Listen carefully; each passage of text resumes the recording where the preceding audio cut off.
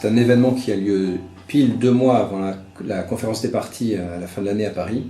Donc c'est le bon timing pour passer des messages dans le cadre des négociations climat de la CNUC. C'est un événement qui est très orienté business, et c'est ça qui nous intéresse au Shift, parce qu'on est sur des solutions pour lutter contre le changement climatique qui existent, des solutions qui sont déployables par les entreprises, qui sont techniquement disponibles, et World Efficiency va être une occasion de montrer les solutions du business qui existent aujourd'hui. Alors maintenant, ce qui intéresse le Shift, c'est à la fois de voir ce qui existe et de voir également les conditions dans lesquelles ces solutions vont être déployables dans la vraie vie. C'est-à-dire quel est le prix du carbone qui est nécessaire pour qu'elle se développe, quel est le contexte réglementaire qui fait qu'effectivement on ira vers ces solutions ou pas. Donc le salon est là pour montrer ce qui existe, et ensuite ce qui intéresse le Shift, c'est de voir quelles sont les conditions à réunir pour que ça se développe effectivement dans le monde économique de manière à avoir un vrai impact sur le changement climatique.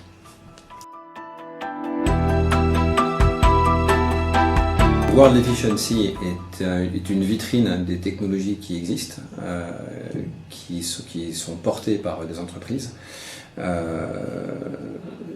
Et ce qui va être intéressant, c'est d'amener, de la part de Shift, ce qui va être intéressant, c'est d'amener une expertise sur en quoi une solution a un vrai impact sur le changement climatique.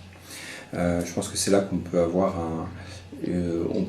une valeur ajoutée dans une démarche qui n'a rien de commercial, de je vous vends mon produit. Nous, on est complètement indépendant de cette approche-là. Le Shift, l'objectif, c'est véritablement d'avoir un impact sur le changement climatique, et on est capable de traduire une solution en les conséquences en termes de CO2 évité dans l'économie, dans la réalité.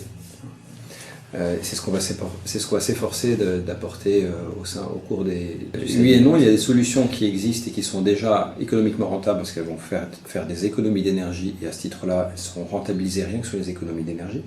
D'autres solutions, par contre, sont disponibles, pas encore forcément rentables tout de suite, mais elles le seront avec un prix de l'énergie qui augmente ou avec un prix du carbone. C'est ça qui est important de distinguer, et c'est également pour cette raison qu'on aimerait entendre les entreprises s'exprimer sur le fait que les solutions sont là, mais parlons de celles qu'elles n'arrivent pas forcément encore à déployer aujourd'hui. Les solutions sont là, et par contre les conditions à réunir pour les déployer sont celles-ci. Donc ça peut être un prix du carbone, ça peut être également un contexte réglementaire. Donc ce qui nous intéresse, c'est justement pas forcément celles qui sont déjà rentables, mais celles qui le deviendraient dans le contexte réglementaire ou dans le contexte fiscal qui est bien adapté. Et donc c'est là-dessus que le Shift a envie sur ce terrain-là, que le Shift a envie de faire s'exprimer les entreprises au sein du side event qu'on prépare.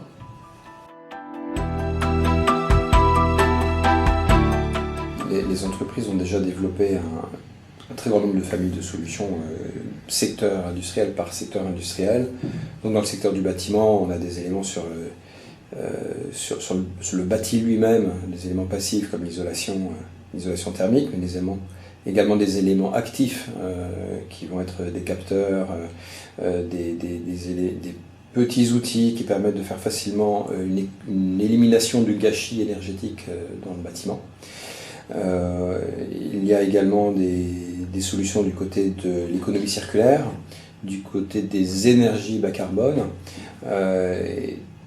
Tout cet ensemble de solutions existe, et ensuite ce sont des solutions qui nécessitent également des mécanismes de financement importants.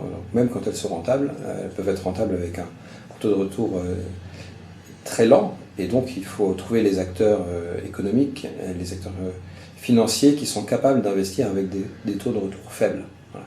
Donc il y a à la fois des technologies qui existent, mais également un besoin de financement qui soit adapté, parce qu'on est en train de parler de la transition énergétique, on est en train de parler du long terme, et donc il faut être capable de raisonner avec des taux d'actualisation faibles, c'est-à-dire on donne une certaine importance au futur par rapport au présent, et ça se traduit par une capacité à investir à faible taux. Sur les transports, par exemple, on a des solutions qui visent à réduire la consommation unitaire des véhicules, et les normes européennes ont permis d'aller les normes européennes de plus en plus drastiques ont permis d'aller vers ces solutions qui permettent de faire baisser le CO2 par kilomètre parcouru. On a également des solutions qui consistent à réfléchir à l'ensemble du fonctionnement de la ville dans le but de limiter tout simplement le recours au transport, de faire baisser le nombre de kilomètres parcourus parce que la ville est mieux organisée. Donc on a des solutions qui sont à la fois du côté du besoin en déplacement et du côté des émissions par unité de déplacement, qui sont deux axes à travailler évidemment en parallèle pour arriver au résultat. L'efficacité, moi je vais vous répondre sur la définition de l'efficacité énergétique, qui est une des dimensions de l'efficacité dont on va parler. On peut définir l'efficacité comme réussir à faire la même chose avec moins d'énergie.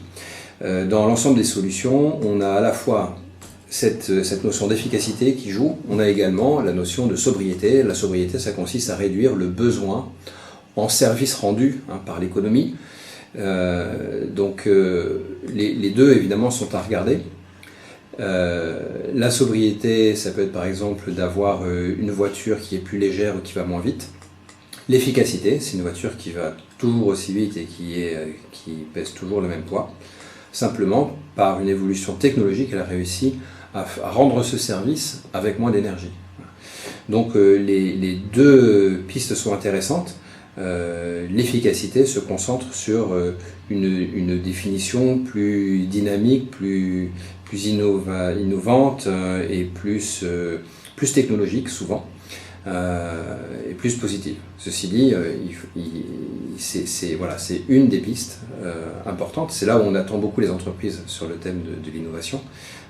Mais elle est complémentaire d'une approche également de sobriété qui ne consiste pas forcément à faire beaucoup moins, mais à éliminer on va dire, les usages les moins importants, les moins nécessaires, les usages qui peuvent être à la limite du gaspillage.